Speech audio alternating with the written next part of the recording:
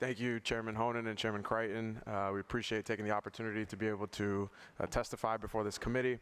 I respectfully submit the following testimony in support of H 1288, an act relative to housing reform filed by Chairman Honan and myself. I strongly urge the Committee on Housing to advance this legislation with favorable recommendation.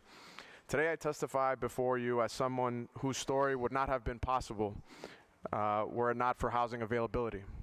When I was 6 years old, my family could no longer afford the rising costs of housing in Cambridge, the wonderful community that my colleague represents.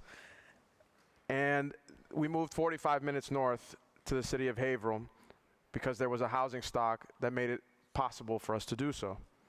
My parents were eventually able to become homeowners in Haverhill, raising a family in a stable home. That story, that possibility of finding an affordable, stable home has become increasingly less likely for people across the Commonwealth. The housing stock and availability today would not have made that move possible. As you all know and have already heard today, the Commonwealth of Massachusetts is in the midst of a housing crisis. For the last 3 decades per year, housing production has fallen to less than half the level of the previous 3 decades. As a result, the low level of housing stock combined with high demand has caused housing prices to skyrocket and become unaffordable for many people across the Commonwealth. As already mentioned, a primary driver of this crisis is our outdated zoning laws. Massachusetts falls as one of the only states in the country and the only one in New England to demand a supermajority vote to change zoning laws. As a former city councilor in Haverhill, I can tell you how many times projects failed to come through, good projects, good developers, because we could not reach that supermajority. In a democracy, 50% plus 1 should be enough. H 1288 has 5 key components, though, and this is only one of them. It would remove the onerous and outdated requirement for a supermajority. But second, it would also set a housing production goal of 427,000 units by 2040, which tracks the projected housing demand. And third, affordability must play a key role in our efforts to solve this housing crisis. It's important to recognize that rental prices are growing at a faster rate than wages, especially among low and middle income families.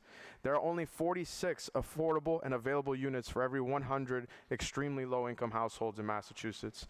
In fact, a minimum wage worker would have to work an unrealistic 84 hours per week to afford a modest 1-bedroom at market value. In response, this bill sets an affordable housing goal of 20%, with 10% for very low-income individuals.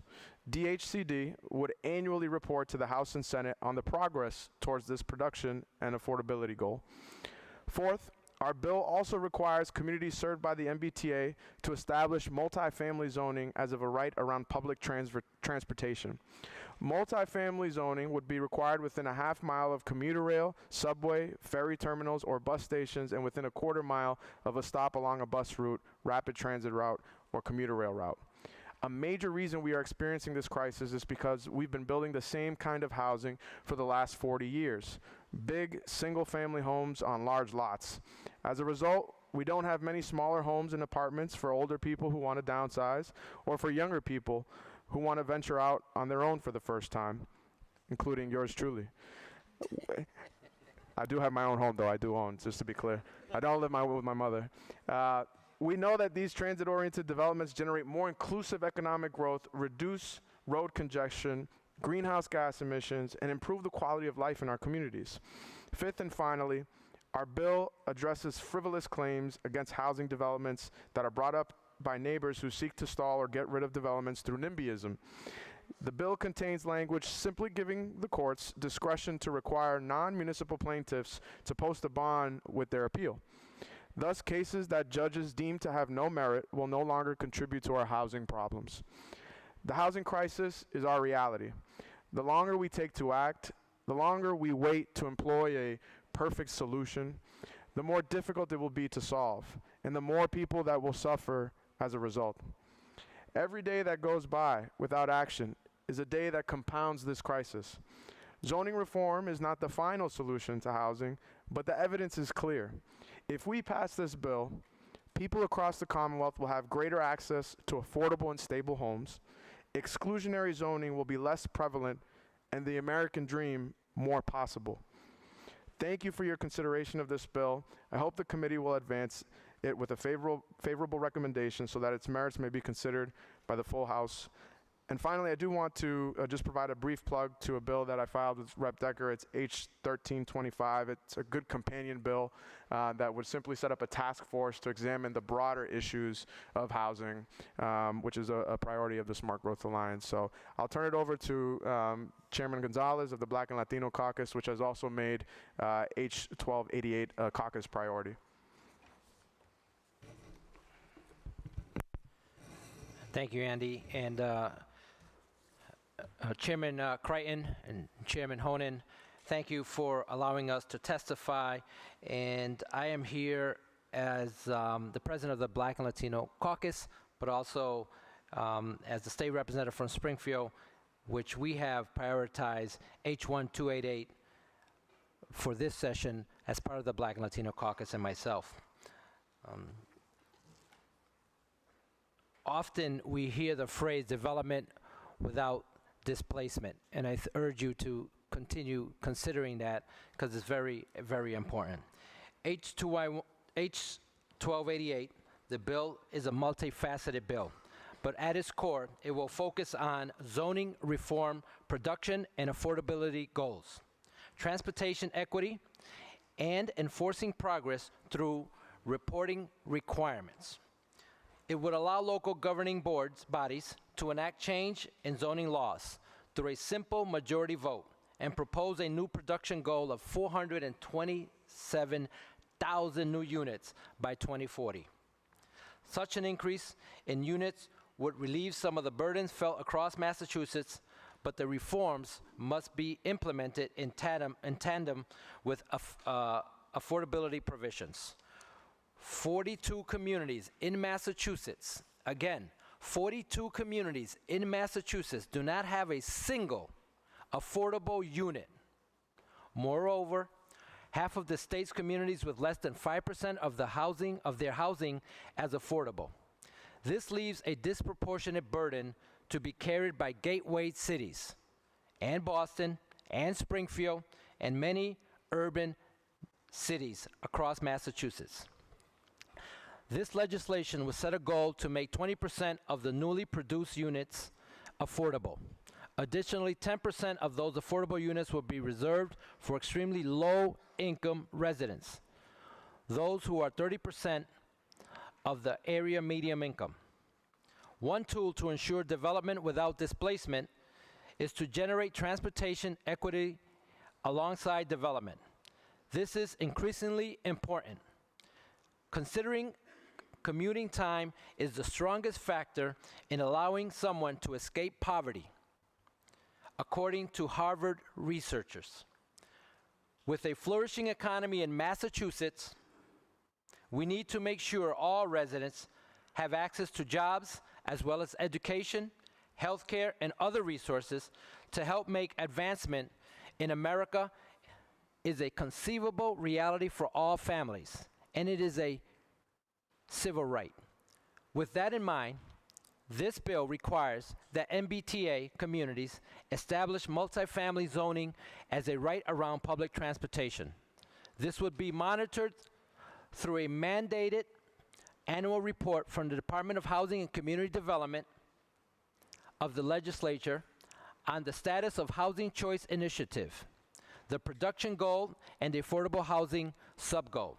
We recognize the challenges you all face with various stakeholders on this matter and contemplate the many approaches suggested. As you move forward with this tremendous undertaking, we urge you to vote favorably on H1288. We hope that this legislation is reported favorably out of your committee and welcome any questions that you may have. Thank you for your time, for allowing us to give testimony. Thank you to my colleagues. Mr. Chairman, thank you to you and members of the committee. I strongly support the bill that has been filed by both Chairman Honan and Representative Vargas. And I'm also here in support of House 1325, which I've had the opportunity to file with Representative Vargas. Now, it's not just because I went to high school with his mom or grew up in the same neighborhood that makes him so outstanding. I just want to say the committee that you sit on is one of the most important committees. If we're really going to address the issue of the fact that Massachusetts is one of the highest states of income inequality in the country, if we really believe that in order to have stable housing, you cannot begin to address the issues of poverty or educational equity if people don't have safe, comfortable places to live.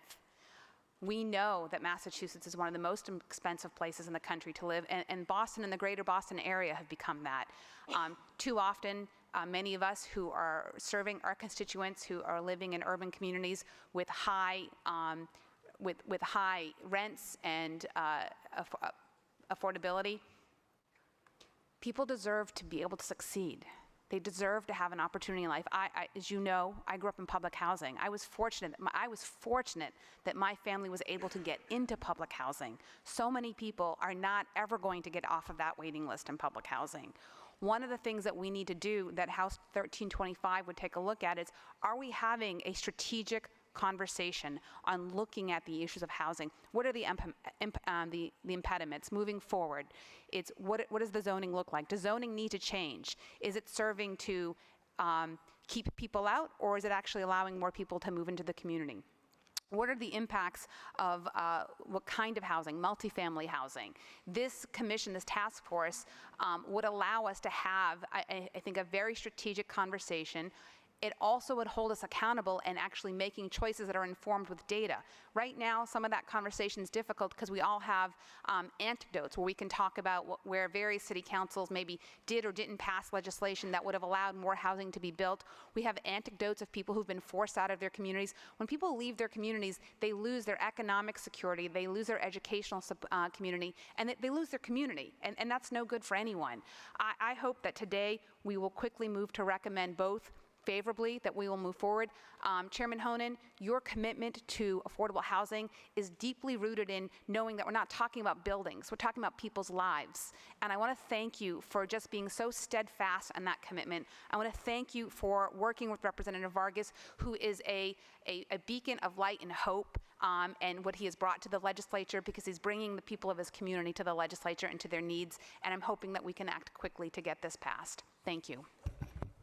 Thank you. And I just want to let my colleagues introduce themselves really quickly. If we can just go left to right here. Nika, Elugardo, 15 Suffolk, Norfolk District. Tom Stanley, Waltham and Lincoln. Tom Walsh, Peabody. Mary Keefe, 15th Worcester. Liz Miranda, Dorchester and Roxbury. Sonia Chang-Díaz, 2nd Suffolk District, Boston. Great. Thank you very much. Representatives and Senator, any questions from the committee?